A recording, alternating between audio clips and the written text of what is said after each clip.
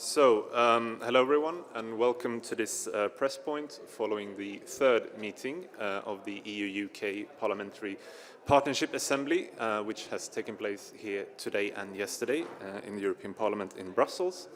The Assembly, which today saw discussions focus, among other things, on the war in Ukraine, common EU-UK work on sanctions and industrial policy. So we start by giving the floor to our co-chairs, Madame Nathalie LOISEAU and Sir Oliver Held. So, Ms. LOISEAU, would you like to kick off, please? So, good afternoon, all of you. I think it has been a very successful today meeting of the Parliamentary Partnership Assembly in a very positive atmosphere. The participation of the British Foreign Secretary and Vice President Maros Šefčovič was very welcome and shows the weight now attached to the work of the Parliamentary Partnership Assembly. As you said, the invasion of Ukraine, but also the adoption of the Windsor Framework and the continued work of the European political community have created conditions for a strengthened EU-UK relationship. It is important that we use this momentum to work together more closely where it is in both of our interests. In particular, I'm hopeful for progress on UK participation to Horizon Europe programme. I'm also hopeful, as the chair of the Defence and Security Subcommittee, to UK's participation in military mobility. I know it's important for you. As regards UK or Horizon Europe programme, I think we all agree that scientists should not pay the price for Brexit. And neither should our young people, and I would like to insist that we have to work to improve youth mobility, particularly for school visits. We know that there are still obstacles, and I hope we can overcome these obstacles. On the implementation of the TCA, we must continue to be mindful of our joint obligation, for example, regarding regulatory divergence, because indeed we are diverging, and it was the very meaning of Brexit, and the importance of level playing field. I'm certain that we all care for high standards, and actually high standards are a common commitment. We also have to pay attention to the European Convention on Human Rights, because it's important for police and judiciary cooperation, as well as data protection. These are key elements that we have to keep in mind. This morning, the Assembly adopted a recommendation to the Partnership Council on Ukraine and on sanctions vis-à-vis Russia. Third country circumvention of sanctions is a serious concern that requires all of our attention. We must continue to apply economic pressure to the Russian regime to inhibit its ability to finance its illegal war on Ukraine. We also must ramp up manufacturing of weapons and ammunition and make sure that they reach Ukraine, and the sooner, the faster, the better. We also have to work together on the use of frozen assets in different formats, including the G7. We do look forward to continuing as parliamentarians to find ways to reinforce our cooperation. This is a common responsibility at a time where liberal democracies and values we share are under pressure globally. So I do think that our Parliamentary Partnership Assembly has proven its relevance even more than before. Well, thank you, Nathalie, and thank you for hosting us in Brussels. It's been a very good plenary, and I think what we're seeing is the building of trust between the UK and the EU. When I first came out to Brussels more than a year ago, it wasn't like this, and it's good that we've been able to recognize through what's happened, sadly, in Ukraine, that we are allies. Also that by pressing for discussions over the Windsor Framework and those actually leading to a result, I think that's been a big building block for us. On energy cooperation as well, we've had many in the European Parliament who have been strongly supportive of energy cooperation. We have been pressing for it too, and that is now happening. So I think there's a lot that we can take from this relationship and, of course, build on it. And as you say, there are concerns about matters such as standards, but I think it was important that the Foreign Secretary made it clear yesterday that Britain is a country which stands for very good standards in all these areas, and that, yes, we will want to look at retained EU legislation and try to deregulate where we can, but that doesn't necessarily mean that we will be lowering standards. It may just mean that there are regulations or rules which don't apply to Britain. They were agreed for 27 countries and don't really affect Britain, or they may be minor matters, or it may be that there is an advantage that can be gained from a deregulation. But yes, there will be divergence, but as he made clear, there's not going to be a falling of standards, and Britain presents itself to the world as a high standards country, and most of our products, I would say, are in the top echelons of that. Yes, we do have to be careful to understand each other in terms of what legislation we're bringing forward. And I think one of the things that this body can do is to spread an exchange, really, of information about what we're proposing, because quite often you will have lobbyists with particular viewpoints who will make out that a particular piece of legislation is going to have dramatic effects, when in fact, at heart, it's just an attempt to make some sensible deregulation or enable us to tackle some of the problems we have with migration across the English Channel. But there's no question of the UK leaving the ECHR. It's something we helped to set up and which we're strongly supportive of. And I think the decision not to continue with the British Bill of Rights is probably welcome here too. So I'd like to thank you again for a very good interchange. Let's hope we can do more with mobility for young people, and thank you very much.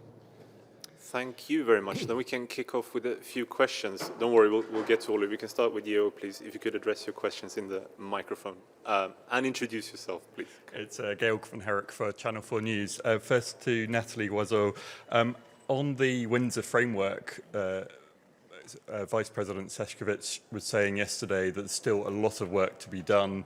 He particularly pointed to the UK side had implementation work to be done. How confident are you that the UK is going to this time round do what's required as opposed to what happened with the Northern Ireland Protocol?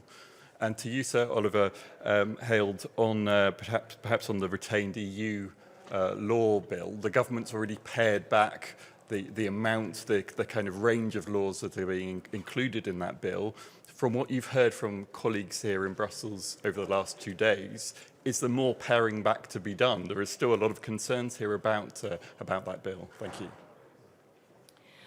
Well, on the Windsor framework, I can only echo what was said yesterday on both sides of our assembly. We do welcome very much this achievement, because we were advocating for a pragmatic and lasting solution, and I think we got it.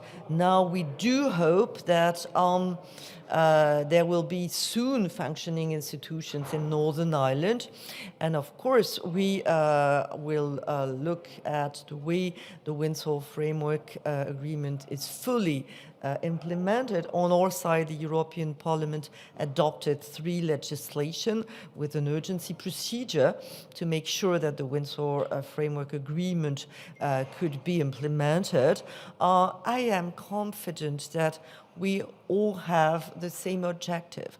This is to provide predictability and prosperity to the territory of Northern Ireland.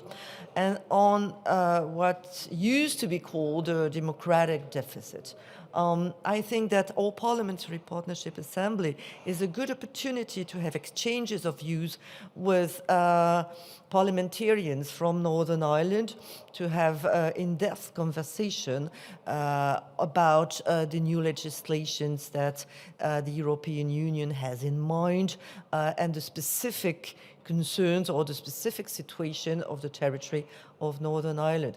I would only advocate that on the ground in Belfast there would be sort of a one-stop shop to answer questions from businesses of Northern Ireland every time they have questions about EU regulations. But this is my personal take about it. Yes, with the EU retained law bill, I think the important point to make is that this is about business and how it operates. And businesses don't want you to change all the regulations because they're used to them, they know how they work. But if there are regulations which are no longer useful for your country or which are minor and unhelpful, then there's no reason not to deregulate. And I think with sometimes there can be an agreement reached in the EU which is a compromise between nations, and something that is more specific for your own country might be better for trade. And so I think that's what we're aiming to achieve. And I believe that whereas at the beginning of this process there was quite a lot of concern in the EU that this would be a dramatic change and such a really major divergence, I believe that there is more of an understanding, certainly that's the impression I've had this week, that what we're doing is something more minor than that, but focused. And so I believe we're making progress. Thank you. I think we have two more questions, so we'll start with this lady over here. Please go ahead. Odile Harvey from Radio Nord-Bretagne. As you know, all the regions have been, there have been many links between, let's say, Brittany, Galicia, Scotland, Ireland, and then we also have transportation, Brittany ferries, Irish ferries, etc.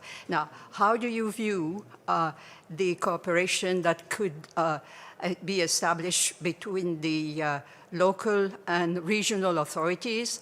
I understand that the Committee of the Region is meeting up this week, and I think there is a contact group there as well. So I'd like to hear both of your views on this, such cooperation. Thank you.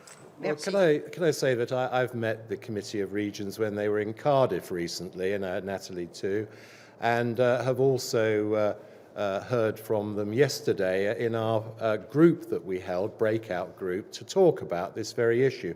And we noted that, for example, Kent County Council has joined the group of Straits regions, which are looking to improve business and trade cooperation in the Channel. And we looked at examples such as Manchester and the Ruhr, where they have an agreement. And so we're very supportive of links of that sort, which can help with trade and cooperation, and also just with goodwill between our peoples. We decided, we discussed in our breakout group, and I believe the plenary was keen on this, that in the future we would discuss in the Bureau having a session where we invite those who are involved in these regional contacts, and there are a number of groups who do it, obviously the Committee of the Regions, but also certain twinning arrangements and so on, and have a fuller discussion about it, but it's certainly something that I believe we want to encourage.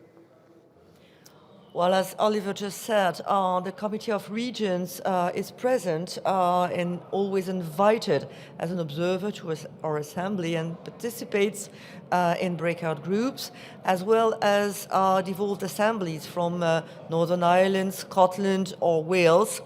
And it's very fruitful to have their views, to hear about their initiatives. Myself, I will go to the Committee of Regions later this week and debrief about our discussions. So we make sure that we have permanent contacts. We are an assembly of parliamentarians, but we do care about this local level of partnership, and we make sure that we have a constant dialogue. Thank you. Eddie, please. Thanks. Eddie from Politico. To Ms. LOISEAU, how would you describe the atmosphere and the mood among members of Parliament, of both parliaments, today compared to how it's been over the last several years since Brexit, where there's been a lot of acrimony and frustration and bitterness and regret on different sides? And to Sir Oliver, do you think that Brexit is a success? Is it working? Do you think that the UK will ever go back into the European Union? Thanks. Well, thank you, Eddie, because I have the easy question. I think you rightly point out that the atmosphere has changed for the better. It was already good when we started because there was some impatience to meet in the first meeting of the Parliamentary Partnership Assembly. But now there are good habits and good practices and a very positive atmosphere. I would only describe how our breakout groups work. People sit with no difference between British parliamentarians and the members of the European Parliament. And we know each other personally now. So it makes things very smooth, natural, informal, and easy. For instance, this morning when we decided on the adoption on the recommendation on Ukraine, we were able to update it at the last minute with two updates from colleagues, and it was immediately consensual in the room. So it shows that I hope we can demonstrate we are grown-ups in the room and that there are so many things that we have in common that working together becomes something really natural. I think the strength of the delegation from the UK is that it does have within it people who are strong Brexiteers, it has people within it who are strong Remainers, but we're all committed to having a good working relationship with our colleagues in the EU and between parliaments for the future. And so people will argue about whether Brexit is a success or not, but the truth of the matter is that the future is to have a good relationship between our parliaments, between the Commission and our government. And I believe that's something we can achieve, and we're really trying to help with that. So that's as far as I go on that one. Thank you very much. Are there any further questions? Yes, please. We can take maybe one more. Thank you. Nathalie LOISEAU, Freedom TV channel, Ukraine. Could you explain, do you have a common approach to frozen Russian assets, or you have some difference in approach because EU openly declare what they're going to do, taxes or percentage? What the UK, how you see this process of frozen assets, how they could be used to rebuild Ukraine or don't use, or what your vision? Well, of course, it's a very complex issue, and to freeze assets is easier than to confiscate them. So I think legally it's something that needs very careful work, and I know that the Commission have been doing that, and I'm sure the British government has too. But anything we can do to help with the reconstruction is vital. And we recently had the conference in London, which did end up committing substantial resources to the reconstruction of Ukraine, and also did look at this issue, but without reaching a conclusion. Thank you. Ms. LOISEAU, would you like to add anything? Maybe just a few words on this. There's a difference between private frozen assets and public frozen assets. Indeed, the Commission is working hard, and the European Council requested the Commission to continue its work in partnership with other members of the G7 to find a solution for private frozen assets. If the individuals have committed crimes, for instance, breaching the sanctions regime within the European Union, there should be a possibility for confiscation.